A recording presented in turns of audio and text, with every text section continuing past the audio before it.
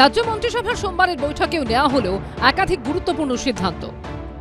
ধর্মীয় শ্রেণীবিন্যাসের ভিত্তিতে যে প্রকল্পগুলি চালু ছিল তা আগামী মাস থেকে বন্ধ করে দেওয়া হচ্ছে, অর্থাৎ পুরোহিত ও মুয়াজ্জেম ভাতা বন্ধ করার সিদ্ধান্ত নিল রাজ্য সরকার। তথ্য ও সংস্কৃতি বিষয়ক দপ্তর এবং সংখ্যালঘু বিষয়ক ও মাদ্রাসা শিক্ষা দপ্তরের অধীনস্থ ধর্মীয় শ্রেণী বিন্যাসের ভিত্তিতে প্রদত্ত সহায়তামূলক প্রকল্পসমূহ বন্ধ। এই মাস চলবে, পরের মাস থেকে এটা বন্ধ করা হচ্ছে। এতদিন রাজ্যে ইমামরা পেতেন মাসিক ৩,০০০ টাকা করে, পুরোহিত ও মুয়াজ্জেমরা ১,৫০০ টাকা করে ভাতা পেতেন। ভোট ঘোষণার ঠিক আগের মুহূর্তে তাদের ভাতা বাড়িয়ে মাসিক ২,০০০ টাকা করে তৃণমূল। কিন্তু এবার ধর্মের ভিত্তিতে ভাতা তুলে দেওয়ার সিদ্ধান্ত নিল বিজেপি সরকার। ঠিকই কাজ হয়েছে, কারণ ভাতা দিয়ে কোনো দেশের উন্নতি হয় না।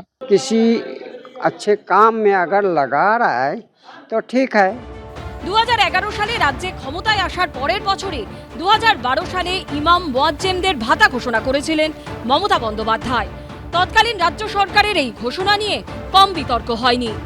এরপর ২০২০ সালের অক্টোবর থেকে পুরোহিতদের জন্য মাসিক ভাতার ঘোষণা করেন মমতা বন্দ্যোপাধ্যায়। বিজেপি সরকার ক্ষমতায় আসার পর এবার ধর্মীয় ভিত্তিতে প্রাপ্ত ভাতা নিয়ে বড় সড় সিদ্ধান্ত নিল। এটা খুব ভালোভাবে দেখছি, কারণ এই ভাতা বা বেকারদের এ দিয়ে কোনো উন্নতি হয় না। সাধারণ মানুষের যত উন্নয়ন হয় আর কি। সরকার যখন আছে যা করতেছে সেটা ভালোই করতেছে। ২,০০০-১,০০০ টাকা ভাতাতে তেমন কিছু উন্নতি হয় না, এই জন্য আমার ভাতার প্রতি অত ইন্টারেস্ট নেই। সরকারি কোষাগারের এই বিপুল টাকা বাঁচলে কি অন্য খাতে উপকৃত হবেন যোগ্য প্রাপকরা? প্রদ্যোৎ সরকার, সুদীপ চক্রবর্তী ও বিজন চক্রবর্তীর রিপোর্ট, এবিপি আনন্দ।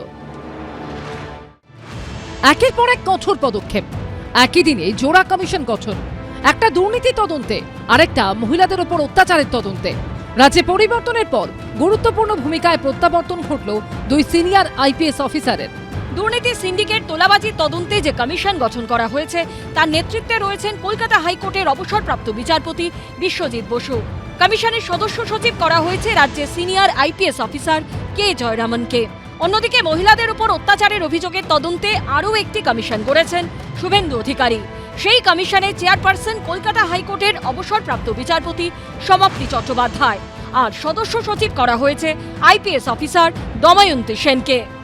দৃষ্টান্তমূলক শাস্তি কনভিকশনের ব্যবস্থা করা, সেটা মাননীয় দময়ন্তী সেন মহোদয়া, member secretary of this commission, under the guidance এবং under the recommendation of the chairperson retired justice Samapti Chatterjee, তার গাইডেন্সে করবে। ভয় আউট, ভরসা ইন, প্রধানমন্ত্রীর এই স্লোগানকে সামনে রেখে নির্বাচনে লড়াই করেছিল বিজেপি। এবার ক্ষমতায় আসার পর মহিলাদের উপর অত্যাচারের পুরনো অভিযোগগুলি তদন্তের জন্য কমিশন করে দিলেন মুখ্যমন্ত্রী শুভেন্দু অধিকারী।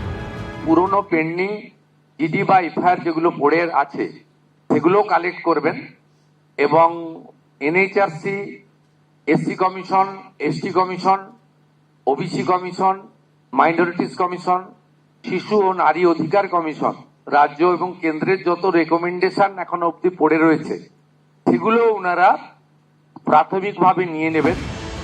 সংকল্পপত্রে বিজেপি প্রতিশ্রুতি দিয়েছিল যেসব ক্ষেত্রে নারীরা তাদের উপর হওয়া অত্যাচারের সুবিচার পাননি সেই সমস্ত মামলা পুনরায় খোলা হবে এবং প্রয়োজন অনুযায়ী যথাযথ ও দ্রুত আইনি সহায়তা দেওয়া হবে। এই অবস্থায় এদিন মহিলাদের উপর অত্যাচারের ঘটনা তদন্তে কমিশন গড়ে দেওয়ার পর সেই কমিশন কিভাবে কাজ করবে তারও একটা রূপরেখা তৈরি করে দিয়েছেন মুখ্যমন্ত্রী শুভেন্দু অধিকারী। এই দুজন মেম্বার সেক্রেটারি চেয়ারপারসনের পারমিশন নিয়ে তারা বিভিন্ন থানা এবং জেলাতে স্পট ভিজিটও করবেন এবং স্টেটমেন্ট রেকর্ডও করবেন। সবাইকে কলকাতা আসারও দরকার হবে না এবং জনশুনানির মতো আয়োজনও বিভিন্ন থানা স্তরে তারা করবেন। এবার কমিশনের তদন্তে কি উঠে আসে সেদিকেই তাকিয়ে সকলে। দীপক ঘোষ ও সুমন ঘরাইয়ের রিপোর্ট, এবিপি আনন্দ। এবিপি আনন্দ, এগিয়ে থাকে, এগিয়ে রাখে।